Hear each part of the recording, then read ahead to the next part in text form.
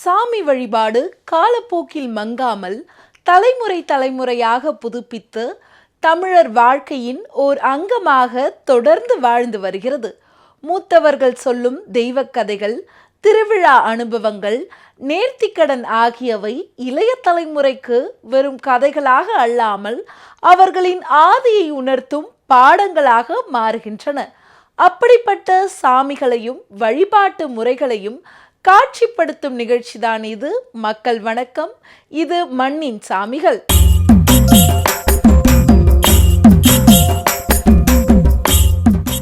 இன்றைய மண்ணின் சாமிகள் நிகழ்ச்சிக்காக சென்னை வேளச்சேரி பகுதியில் அமைந்துள்ள அருள்மிகு ஸ்ரீ சர்வமங்கல மகா கணபதி உடனுரை ஸ்ரீ ஞானாம்பிகை சமேத ஞானபூரீஸ்வரர் திருக்கோவிலுக்குத்தான் வந்திருக்கிறோம்.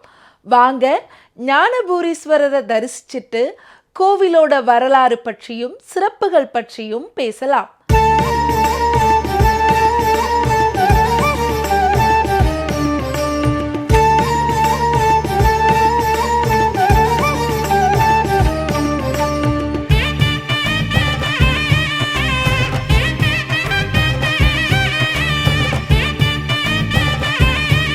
அருள்மிகு ஸ்ரீ ஞானாம்பிகை சமேத ஞானபூரீஸ்வரருக்கு அபிஷேகமும் ஆராதனையும் நடக்க இருக்கு.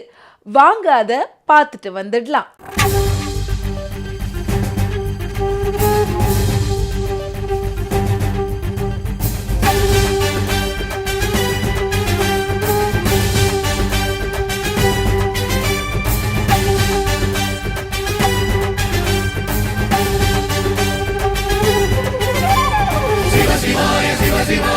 சிவாய மந்திரம் சிவ சிவாய சிவ சிவாய சிவ சிவாய மந்திரம். ஹர ஓம் சங்கரா ஹர ஓம் சங்கரா. கைலாச மாமலையில் தாண்டவமாம் சிவ தாண்டவமாம் சிவ லோகமெல்லாம் நடுங்க. தாண்டவமாம் சிவ தாண்டவமாம் சிவ லோகமெல்லாம் நடுங்க. பசியெடுக்கும் உயிர்களுக்கு படியளக்கும் சாமியாம், துடி துடிக்கும் இதயங்களின் துயர் துடைக்கும் சாமியாம். நடுநடுங்க உருக்கடித்து தாண்டவம் தான் ஆடுறார் ஆனந்த சிவ தாண்டவம். நமச்சிவாய சிவ தாண்டவம். ஈசனில் தாண்டவம், பூமியில் திருவிழா. சிவன் அழகில் ஜொலி ஜொலிக்குது தேவலோக காட்சியே. சிவன் அழகில் ஜொலி ஜொலிக்குது தேவலோக காட்சியே. சந்திர சூரியன் இந்திர லோகம் எல்லாம் அவன் கையிலே. பெய்யும் மழையும் பேருலகும் பரமனவன் அசைவிலே. சுத்திர பூமி சுழலுவது பரமசிவன் அருளாலே. சிவ சிவாய சிவ சிவாய சிவ சிவாய மந்திரம் சிவ சிவாய சிவ சிவாய சிவ சிவாய மந்திரம்.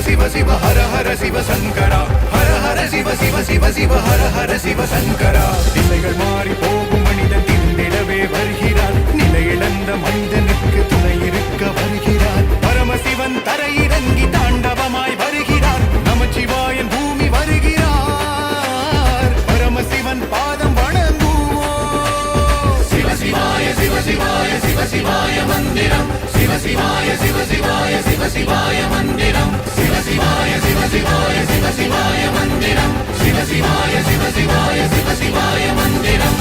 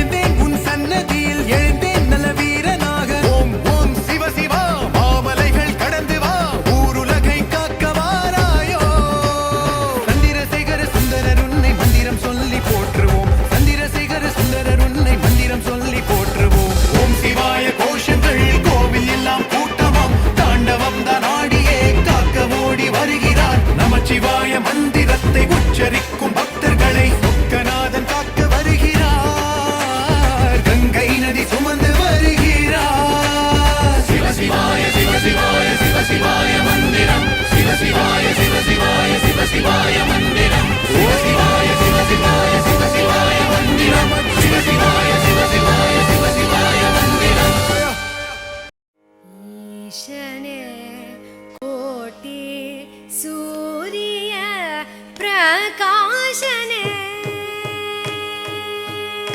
कनक ईशने कोटि सूर्य प्रकाशने कनक ईशने कोटि सूर्य प्रकाशने कनक ईशने कोटि सूर्य प्रकाशने कनक ईशने कोटि सूर्य प्रकाशने कनक ईशने कोटि सूर्य प्रकाशने कनक ईशने कोटि सूर्य प्रकाशने कनक ईशने कोटि सूर्य प्रकाशने कनक ईशने कोटि सूर्य प्रकाशने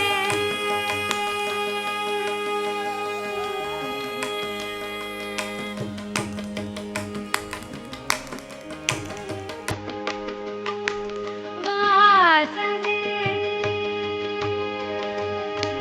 दिल्ली वासने दिल्ली वासने चित्तबे वासने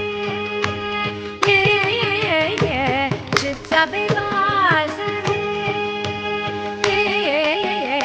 चिदंबर वासने चिदंबर அருள்மிகு ஸ்ரீ சர்வமங்கள மகா கணபதி உடனுரை ஸ்ரீ ஞானாம்பிகை சமேத ஞானபூரீஸ்வரர் திருக்கோவிலுக்கு அன்றாடம் வரக்கூடிய பக்தர்கள் கோவிலுக்கு வருவதன் மூலமாக அவங்க வாழ்க்கையில நடந்த அற்புதத்தை அவங்களே சொல்றாங்க. வாங்க அதை கேட்டு தெரிஞ்சுக்கலாம். சர்வமங்கள மகா கணபதி ஞானாம்பிகை சமேத ஞானபுரீஸ்வரர் ஆலயம் ஏஜிஸ் காலனி நிர்வாகி சார்பாக மற்றும் பக்தர்கள் சார்பாக இந்த ஆலயத்தின் சிறப்புகளை விசேஷ சிறப்புகள் என்னென்ன ஆண்டுதோறும் மாதந்தோறும் என்னென்ன விழாக்கள் நடக்கிறது என்பது பற்றி நமது பூஜா கமிட்டி நண்பர் தலைவர் நிர்வாகி திரு ராஜாமணி அவர்கள் விளக்கி பேசுவார். சர்வமங்கள மகா கணபதிக்கு ஜெய். இந்த ஆலயமானது 1996 வருடம் ஒரு சிறு குடிசையில் விநாயகப் பெருமான் மட்டும் ஆலயமாக உருவாக்கப்பட்டது. அதன் பின் தட்சிணாமூர்த்தி நவக்கிரக சன்னதி அதற்கு பின் வந்தது. அதன் பிறகு 2006 ஞானாம்பிகை சமேத ஞானபுரீஸ்வரர் அதாவது சிவபெருமானும் அம்பிகையும் கும்பாபிஷேகம் நடந்து வந்தார்கள். அதற்கு பிறகு 2018 ராஜகோபுரம் கட்டி மகா கும்பாபிஷேகம் நடைபெற்றது. அப்போ வள்ளி தேவசேனாய் சமேத முருகப்பெருமான் நம்ம ஆலயத்துக்கு வந்தார். இதை தவிர நிறைய கோஷ சன்னதிகள்லாம் இருக்குது. இப்போ பார்த்திங்கன்னா விழாக்கள்னு பார்த்திங்கனாக்க 4 பெரிய விழாக்கள். ஒன்று கும்பாபிஷேகம் நடந்த நாள், இந்த நட்சத்திரம் தை மாதம் நடக்கக்கூடிய வருஷாபிஷேகம், அது மிகப்பெரிய அளவில் நடக்கும். அன்றைக்கி கல்யாண உற்சவமும் நடக்கும். 2வது பெரிய உற்சவம் பார்த்திங்கனாக்கா விநாயகர் சதுர்த்தி அன்னைக்கு நடக்கக்கூடிய 5 நாள் பிரம்மோற்சவம். இந்த 5 நாளும் மிக சிறப்பாக பிரம்மோற்சவம் நடந்து அன்றைக்கி விநாயகர் சதுர்த்தி அன்று தீர்த்தவாரியோடைய அந்த விழா இனிது நிறைவேறும். 3வது பெரிய விசேஷம் பார்த்திங்கன்னா சிவராத்திரி, மாசி மாதம் வரக்கூடிய சிவராத்திரி 6 கால பூஜையோட வெகு சிறப்பாக நடைபெறும். அன்றைக்கி ஆலயத்தில் பார்த்திங்கன்னா 2000 பேர் 3000 பேர் இருப்பாங்க. 3 இடத்துல டிவி வச்சுருப்பாங்க. அந்த அளவுக்கு க்ரௌடு நிறைய இருக்கும். இந்த 4 காலம் ராத்திரியிலையும் அன்னதானங்கள் சிறப்பாக நடைபெறும். மக்கள்லாம் வெகு சந்தோஷமாக அன்றைக்கி சிவராத்திரி அன்னைக்கு கலந்து கொள்வார்கள். 4வது பெரிய விசேஷம் பார்த்திங்கன்னா ஐப்பசி பௌர்ணமி அன்னாபிஷேகம்பாங்க. அன்னாபிஷேகம் இந்த ஆலயத்தில் வெகு வெகு சிறப்பாக நடைபெறும். அந்த அன்னாபிஷேகத்துலேயும் அனைவரும் கலந்து கொண்டு அன்றைக்கும் எல்லாருக்கும் அன்னதானம், சாம்பார் சாதம் தயிர் சாதம்னு போட்டு அந்த அன்னத்தை வந்து எல்லாருக்கும் கொடுப்பாங்க. இதுதான் 4 மேஜர். இதை தவிர மாதாந்திர விழாக்கள்னு ஒன்று ஒன்றா வரும். எப்படி பார்த்திங்கன்னா, சித்திரையை எடுத்துட்டிங்கன்னா எல்லா மாதமும் பௌர்ணமி வந்து இந்த ஆலயத்தில் விசேஷம். 12 மாதமும் 12 பௌர்ணமி. அதில் சித்ரா பௌர்ணமி சித்திரை மாதம் வருது. அன்றைக்கி வந்து பெரிய பெரிய அளவில் ஹோமங்கள்லாம் நடைபெறும். லலிதா சகஸ்ரநாம ஹோமம் அந்த இது. அதுக்கப்புறம் வைகாசி மாதம் வைகாசி விசாகம் இந்த மாதிரி ஃபங்க்ஷன்லாம் நடக்கும். ஆனி மாதம் ஆனி திருமஞ்சனம் இது மாதிரியெல்லாம் நடக்கும். புரட்டாசி பௌர்ணமி நிறைமணி காட்சின்னு சொல்லி அது நடைபெறும். ஐப்பசி மாதத்தில் தான் அன்னாபிஷேகம் நடைபெறும். அது அப்போ வந்து நவராத்திரி 10 நாள் வெகு சிறப்பாக நடைபெறும். கச்சேரிகள்லாம் இருக்குது, டான்ஸ்கள்லாம் நடக்கும். வெகு அம்பாளுக்கு வந்து சிறப்பு அலங்காரங்கள்லாம் நடைபெற்று பூஜைகள்லாம் நடைபெறும். கார்த்திகை மாதத்தில் தீபம் ரொம்ப சிறப்பாக கார்த்திகை தீபம் நடைபெறும். மாதம் 30 நாளும் காலையில் வந்து 5 மணிலேருந்து 6 மணிக்குள்ளே தனுர் மாதம் மிக சிறப்பாக இங்கே நடைபெறும். நிறைய மக்கள் காலையில் வந்துடுவாங்க. 5:30 மணிலேருந்து 5 மணிலேருந்து 6 மணிக்குள்ளே எல்லாம் முடியும். அதற்கு பிறகு அந்த தனுர் மாதத்துலேயே 3 விழாக்கள் வரும். ஒன்று வந்து அனுமத் ஜெயந்தி, இன்னொன்று வந்து திருவாதிரை. இது ரெண்டும் வெகு சிறப்பாக நடைபெறும். திருப்பி மறுபடியும் மாசி மாதம் வந்துடும். மாசி பங்குனி உத்திரம் இந்த மாதிரி இருக்குது. இதை தவிர மாதத்தில் பார்த்திங்கன்னா 2 பிரதோஷம் நடைபெறும். ஒரு சங்கடகர சதுர்த்தி, ஒரு தேய்பிறை அஷ்டமி. இது வந்து ரெகுலராக நடந்து கொண்டிருக்கிறது. இதை தவிர துர்கா மண்டலின்னு ஒரு குழு இருக்காங்க. ஒரு 60-70 பேர் மெம்பராக இருக்காங்க. அவங்க ஒவ்வொரு செவ்வாய்க்கிழமையும் ராகு கால பூஜைக்காக இங்கே வந்துடுவாங்க. ஸோ ஆலயத்தில் எந்த விழா நடந்தாலும் அந்த துர்கா மண்டலி உள்ள வந்து வெகு சிறப்பாக எல்லாத்தையும் நடத்தி கொடுப்பாங்க. இங்கே எதை வேண்டனாலும் இறைவன் உடனே அருள் பாலிக்கின்றார். என்னோட மகனுக்கு டாக்டர் சீட் வேணும்னு கேட்டேன். அதை மாதிரியே இது பண்ணி இறைவன் எனக்கு அருள் தந்தார். அப்புறம் இந்த கோயிலில் நாங்கள் திருவாசகம் முற்றோதல் பண்ணுறோம். மாணிக்க வாசகர் ஏற்றிய திருவாசகத்தை முற்றோதல் பண்ணின்கிறோம். ஒவ்வொரு மாதமும் 2வது ஞாயிற்றுக்கிழமையில் திருவாசகத்திற்கு உருகாதார் ஒரு வாசகத்திற்கும் முருகார்னு பழமொழி. அவ்வளோ இனிமையான திருவாசகத்தை நாங்கள் பாடி இந்த கோயிலுக்கு மேலும் சிறப்பு சேர்த்துட்ருக்கோம். 12 திருமுறை மன்றம்னு ஒன்று ஆரம்பித்து குறைஞ்சது 15 வருஷமாக நாங்கள் முற்றோதல் பண்ணிகிட்டு இருக்கோம். அவ்வளோ சிறப்பு வாய்ந்தவர். எங்கே இருக்கிறவங்களும் இந்த பிரதோஷ நாளில் ரொம்ப வேண்டிட்டா எல்லா நன்மையும் கிடைக்குது. இறைவன் விநாயகரோடும் சிவன் அம்பாலோடும் அருள்பாலிக்கின்றார் இறைவன். துர்கா வார வழிபாடு நாங்கள் ஒரு கிட்டத்தட்ட 50-60 பேர் சேர்ந்து பண்ணுறோம். அங்கே எல்லார்கிட்டையும் பணம் கலெக்ட் பண்ணி இங்கே செவ்வாய்க்கிழமை தோறும் துர்கைக்கு அபிஷேகம் பண்ணுறோம் ராகு காலத்தில். அது தவிர வெள்ளிக்கிழமை ஸ்லோகம் சொல்கிறோம். பௌர்ணமிக்கு அபிஷேகம் ஸ்லோகம் சொல்கிறோம். இங்கே என்ன கூட்டு பிரார்த்தனைகள், யாருக்கு என்ன கஷ்டம்னாலும் கூட்டு பிரார்த்தனை எவ்ரி டியூஸ்டே நாங்கள் பண்ணுவோம். நான் கூட்டு பிரார்த்தனை பண்ணினா அவங்களுக்கு சரியாயிருக்கு, ரெக்கவர் ஆகிருக்காங்க. அது இப்போ சமீபத்தில் ஒரு விபத்து நடந்து ஒருத்தர் ரொம்ப ஐசியூவில் அட்மிட் ஆகி ரொம்ப சோகமான நிலைமையில் இருந்தார். அவர் பிழைக்கிறதே புண்ணியம்னு நினச்சப்போ நாங்கள் எல்லோரும் சேர்ந்து இங்கே கூட்டு பிரார்த்தனை பண்ணினோம். செவ்வாய்க்கிழமை பண்ணினோம், வெள்ளிக்கிழமை பண்ணினோம், பிரதோஷம் அன்றைக்கி பண்ணினோம். அந்த வேண்டுதல் கண்டிப்பாக எங்களுக்கு நடந்தது. அவர் பொழைச்சி வீட்டுக்கு வந்து இப்போ நல்லபடியாக இருக்கார். பிள்ளையாருக்கு வேண்டிண்டானா ஒரு ஒன்றுமே இல்லை, 5 பிரதர்ஷனம் வைக்கிறேன்னு சொல்லி வேண்டினா அது கண்டிப்பாக நடக்கிறது. இந்த பிள்ளையார் அதை நடத்தி கொடுக்குறார். அதே மாதிரி அம்பாளும் எல்லாருக்கும் எலுமிச்சம்பழத்தக்க கொடுத்து நல்லா உடம்பு சரியில்லாதனால எல்லாம் சரி பண்ணியிருக்கா. முதல்ல ஆரம்பத்தில் இந்த கோவிலில் பிள்ளையார் மட்டும்தான் இருந்தார். சனிக்கிழமை விஸ்வசஹஸ்ரநாமம் நடக்கும். அதுக்கப்புறம் சிவன் வந்தார். நாங்கள் என்ன பிரதோஷத்துக்கு அங்கே போவோம், பிருந்தாவனக்கெல்லாம் போவோம். ஆனால் இங்கே சிவன் வந்து நல்லா இருக்கும்னு பிரார்த்தனை பண்ணிட்டோம். உடனே சிவன் வந்தார். 2வது கூட்டு பிரார்த்தனைக்கு நல்ல பலன் உண்டு. இங்கே உடம்பு சரியில்லைனா கூட பிரார்த்தனை பண்ணிக்கலாம். பிரார்த்தனை பண்ணிட்டா என்ன நடக்கிறது. ஞானபுரீஸ்வரர் ஞானத்தை கொடுக்குறவர், ஞானாம்பிகையும் ஞானத்தை கொடுக்குறவர் தான். எல்லாருமே நமக்கு அருள் புரியறதுக்கு காத்துட்ருக்காங்க. இப்போ விநாயகர் ரொம்ப சக்தி வாய்ந்தவர். எனக்கு அப்பா, அதுக்கப்புறம் என்னோடய சொந்த அப்பா இவர் தான். நான் என்ன வேணாலும் நான் இவர்கிட்ட தான் கேட்பேன். என் பொண்ணு டாக்டர் ஆகணும்னு நான் வேண்டினேன். நல்லபடியாக என் பொண்ணு டாக்டர் முடித்து இன்றைக்கி அவங்க மேரேஜ் லெவலுக்கு வந்திருக்காங்க. 2வது பையன் இன்ஜினியர் ஆகணும்னு வேண்டுறேன். அவரும் இன்ஜினியராக பிடெக் முடிச்சுட்டு இப்போ எம்எஸ் பண்ணுறதுக்காக வெயிட் பண்ணிகிட்ருக்காரு. 3வது பொண்ணு லாயர் வேண்டுனேன். அதேபடியே நல்லபடியாக மார்க் எடுத்து நல்லபடியாக நடந்துச்சு. இப்போ கல்யாணம் வரைக்கும் அவங்க வந்திருக்காங்க. என்ன ஒரு சங்கடத்தோடு வந்தாலும் அந்த சங்கடம் கண்டிப்பாக நிவர்த்தி ஆகும். நம்ம என்ன பிரார்த்தனை பண்ணட்டும், ஆஞ்சநேயருக்காகட்டும், ராமச்சந்திர பிரபு ஆகட்டும், பிள்ளையார் ஆகட்டும், முருகன் சன்னதி, எல்லா சன்னதியும் இங்கே இருக்குது. எல்லாமே விசேஷமாக காலையில் அபிஷேகம் நடக்குது கோவிலில். பிரதோஷன்றது நிறைய பேருக்கு தெரியும். திரியோதசி திதி அன்னைக்கு நடக்கும். 2 திதியும் நடக்கும். தேய்பிறை திரியோதசியும் நடக்கும், வளர்பிறை திரியோதசியும் நடக்கும்.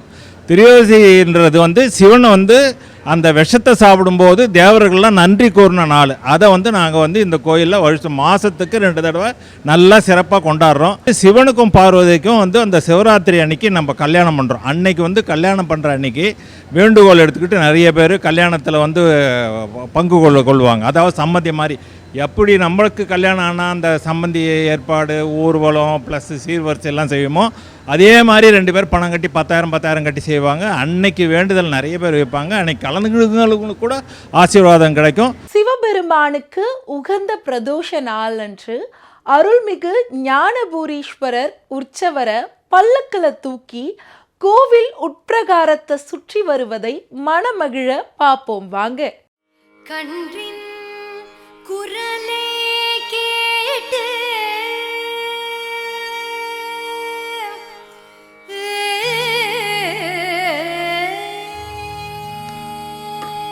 கன்றின் குரலே கேட்டு கணிந்து வரும் பசு போல் கன்றின் குரலே கேட்டு கணிந்து வரும் பசு போல் கன்று குரலே கேட்டு கணிந்து வரும் பசு போல் கன்று குரலே கேட்டு பலபயம் போக்கிடும் பரமேசா, பனிமலையாடும் சர்வேசா, ஆடுங்க நடனம் ஆடுங்கவே, அரணே சிவனே ஆடுங்கவே, அருகொடு தும்மை மலராட, அடிமணி மாலைகள் தானாட,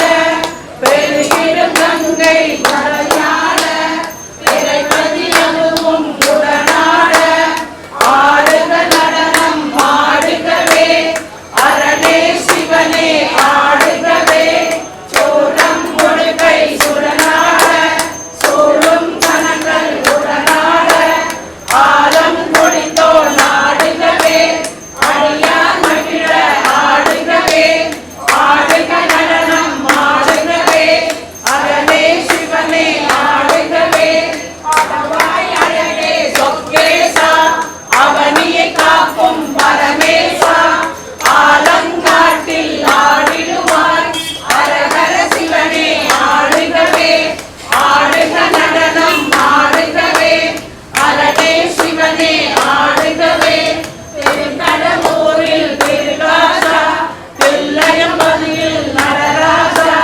திருமுலை மாசின மணிநேசா, திருநடனம் புரிய ஆடுகவே, ஆடுக நடனம் ஆடுகவே, அரணே சிவனே ஆடுகவே, மதுரையில் ஆடிய ஈஸ்வரனே, மதுரையில் ஆடிய ஆட்டமென்ன, கையிலையில் ஆடிய ஆட்டமென்ன, எரியசில் ஆடிய ஆட்டமென்ன, கால்மாறி ஆடிய ஆட்டமென்ன, நடராஜா ஆடுக நடனம் ஆடுகவே. அண்ணாமலையாருக்கு அண்ணாமலையாருக்கு அண்ணாமலையாருக்கு. அருள்மிகு ஸ்ரீ சர்வமங்கல மகா கணபதி உடனுரை ஸ்ரீ ஞானாம்பிகை சமேத ஞானபூரீஸ்வரர் திருக்கோவிலின் அர்ச்சகர் அவர்கள் கோவிலின் வரலாறு பற்றியும் கோவிலின் சிறப்புகள் பற்றியும் விளக்கமாக சொல்றாரு. வாங்க அது என்னன்னு கேட்டு தெரிஞ்சுக்கலாம். எல்லாமல்ல இறைவனுடைய பெருங்கருணையினாலே தர்மமிகு சென்னை மாநகரத்திலே வேதஸ்ரேணி என்று அழைக்கக்கூடிய வேளச்சேரி பகுதியிலே ஏஜிஎஸ் காலனி என்று சொல்லக்கூடிய நகரிலே அமைந்து நெடுங்காலமாக பக்தர்களுக்கெல்லாம் அருள்பாலித்து வரக்கூடிய ஞானாம்பிகை உடனாய ஞானபுரீஸ்வர பரமேஸ்வர பெருமான் உடனுரை சர்வமங்கள மகாகணபதி சுவாமியினுடைய ஆலயத்திலே இன்றைய தினம் விசேடமான பிரதோஷ வழிபாட்டிலே இறைவனுடைய அருளோடு அனைவருடனும் உரையாடுவது மிகுந்த மனமகிழ்வை தருகிறது. முதலே விநாயகப் பெருமான் மூலஸ்தானம் அமையப்பெற்று தொடர்ந்து ஞானபுரீஸ்வரர் சிவபெருமானுடைய மூலஸ்தானமும் ஞானாம்பிகை அம்பிகையினுடைய மூலஸ்தானங்களும் அமையப்பெற்று சிவாலய பரிவார தெய்வங்களோடு அமையப்பெற்று ஆலயமானது நித்திய நைமித்திக பூஜைகளோடு சிறப்பான முறையிலே இயங்கி வருகின்றது. விநாயகர் மூலமூர்த்தியாக இங்கே இருக்கிறார். சர்வ மங்கள கணபதி அப்படின்னு பெயர். எல்லா விதமான மங்களங்களையும் வேண்டுவோருக்கு வேண்டிய வரங்களையும் நினைச்ச நேரத்தில் தரக்கூடிய அனுகிரகமான மூர்த்தி. இந்த விநாயகப் பெருமான் மூலமூர்த்தியாகவும் பரமேஸ்வரர் பரமேஸ்வரியாகவும் இருந்து ஏனைய பரிவார தெய்வங்களோடும் ஆலயத்தில் எல்லா விதமான விசேட பூஜைகளும் சிறப்புற நடைபெற்று வந்து கொண்டிருக்கிறது. 2 கால பூஜைகள், காலை மாலை அப்படின்னு நித்திய பூஜைகளும் விசேடமான பூஜைகளாக மாதம் 2 முறை பிரதோஷம், வளர்பிறை தேய்பிறையில் வரக்கூடிய பிரதோஷம், விநாயகப் பெருமானுக்கு விசேடமாக சங்கடஹர சதுர்த்தி, எல்லா மாதமும் ஹோமம் செய்து அபிஷேகங்கள் நடைபெறுகிறது. மாதம் நடைபெறுகின்ற பூஜை. பௌர்ணமிக்கு அம்பிகைக்கு விசேடமான சந்தனக்காப்பு அலங்காரங்களோடு அபிராமி அந்தாதி பாராயணங்களோடு பூஜைகள் நடைபெறுகிறது. இது தவிர ஆலயத்தில் முக்கியமான விசேடமாக சொல்லக்கூடியது பிரம்மோற்சவம். விநாயகர் சதுர்த்தி ஆவணி மாதம் வளரக்கூடிய வளர்பிறை சதுர்த்தியில் விநாயகர் சதுர்த்தி நன்னாளில் 5 நாட்கள் உற்சவமாக விநாயகப் பெருமானுக்கு கொடியேற்றம் முதல் தீர்த்தம் அப்படின்னு சொல்லக்கூடிய தீர்த்த நீராடல் வரைக்குமாக 5 நாட்கள் யாகசாலைகள் எல்லாம் அமைத்து காலை மாலை இருவேளை யாகசாலை பூஜைகளோடு 5 நாட்கள் பிரம்மோற்சவமாக விநாயகர் சதுர்த்தி விழா ரொம்ப விசேஷமானதாக நடக்கும் நமது ஆலயத்தில். அதற்கடுத்த பெரிய விசேடம் மாசி மாதத்தில் வரக்கூடிய சிவராத்திரி, மகா சிவராத்திரி ரொம்ப சிறப்பான முறையில் நடக்கும். 4 கால பூஜைகள்லையும் அநேக பக்தர்கள் கலந்துப்பாங்க. அநேக பகுதிகளில் இருந்து இங்கே நிற்கவே இடம் இருக்காது, எள்ளு போட்டால் எடுக்க முடியாதுன்னு சொல்லி அந்த அளவுக்கு மக்களுடைய கூட்டமானது இருக்கும். அடுத்தது மிகப்பெரிய விசேடம் தை மாதம் ஆலயத்தில் வரக்கூடிய வருஷாபிஷேக விழா. தை மாதம் உத்திர நட்சத்திரம் வருஷாபிஷேகம் சிறப்பான முறையில் சங்காபிஷேகங்களோடு ஹோமங்கள் செய்து மாலையிலே பார்வதி பரமேஸ்வரர் கல்யாண உற்சவங்கள் செய்து பஞ்சமூர்த்தி வீதி விழா, விநாயகப் பெருமான், வள்ளி தெய்வானை உடனரே சுப்பிரமணிய பெருமான், பார்வதி பரமேஸ்வரர் மற்றும் சண்டிகேஸ்வரர் பஞ்சமூர்த்திகள் வீதி விழா நடக்கும். இது வருஷாபிஷேக விழாவில் நடக்கக்கூடியது. இது இல்லாமல் சித்ரா பௌர்ணமியில் அம்பாளுக்கு விசேஷமாக லலிதா சஹஸ்ரநாமத்தினால ஹோமங்கள் செய்து அபிஷேகங்கள் செய்து 1008 தாமரை 1008 மஞ்சள் கிழங்குகள் முதலான சௌபாகிய திரவியங்களால் அம்பாளுக்கு சித்ரா பௌர்ணமிக்கு விசேடமான ஹோமங்கள், இப்படி அநேக விதமான பூஜைகள் ஆலயத்தில் தவறாமல் நடந்துட்டே இருக்கு. விநாயகப் பெருமானை வேண்டி வெளிநாடு செல்வதற்கு இந்த வீசா வரணும் அப்படின்னு பிரார்த்தனை பண்ணுறவங்களுக்கு விநாயகப் பெருமானுடைய அருளால் சீக்கிரமான முறையில் தள்ளி போயிட்டு இருந்தது கூட சீக்கிரமாக அந்த வீசா கிடைச்சதாக பக்தர்களுடைய அனுபவங்கள். எல்லோருக்கும் நன்மை கிடைக்க இந்த ஆலயத்தில் அனைத்து பூஜைகளும் லோகக்ஷேமம்னு சொல்லக்கூடிய விதமாக உலக நன்மைக்காகவும் எல்லோருடைய நன்மைக்காகவும் நித்திய நைமித்திக காமிய பூஜைகள் எல்லாம் இறைவனுடைய திருவிழாவில் நடைபெற்று வந்து கொண்டிருக்கின்றது. ஆகையால் சீக்கிரமாக ஆலயத்திற்கு வருகை தந்து தரிசனம் செய்து விநாயகப் பெருமான் மற்றும் ஞானாம்பிகை ஞானபுரீஸ்வரருடைய பூரண திருவருளை பெற்று உய்யுமாறு கேட்டுக்கொண்டு இந்த உரையை நிறைவு செய்கின்றோம். இன்றைய மண்ணின் சாமிகள் நிகழ்ச்சிக்காக சென்னை வேளச்சேரி பகுதியில் அமைந்துள்ள அருள்மிகு ஸ்ரீ சர்வமங்கள மகா கணபதி உடனுரை ஸ்ரீ ஞானாம்பிகை சமேத ஞானபூரீஸ்வரர் திருக்கோவிலுக்கு தான் வந்திருந்தோம். வந்ததும் சிவனை தரிசித்தோம். அதற்கப்புறம் கோவிலுக்கு அன்றாட வரக்கூடிய பக்தர்கள் கோவிலுக்கு வருவதன் மூலமா அவங்களுக்கு நடந்த அற்புதத்தை பத்தி அவங்களே சொன்னாங்க. அதையும் கேட்டு தெரிஞ்சுக்கிட்டோம். அதற்கப்புறம் கோவில் அர்ச்சகர் அவர்கள் கோவில் வரலாறு பற்றியும் சிறப்புகள் பற்றியும் விளக்கமா சொன்னாங்க. அதையும் கேட்டு தெரிஞ்சுக்கிட்டோம். நீங்களும் அருள்மிகு ஸ்ரீ சர்வமங்கள மகா கணபதி உடனுரை ஸ்ரீ ஞானாம்பிகை சமேத ஞானபூரீஸ்வரர் திருக்கோவிலுக்கு வந்து வழிபட்டு அருள் பெறுக. மீண்டும் இது போன்ற ஒரு நிகழ்ச்சியில் சந்திப்போம். நன்றி, வணக்கம்.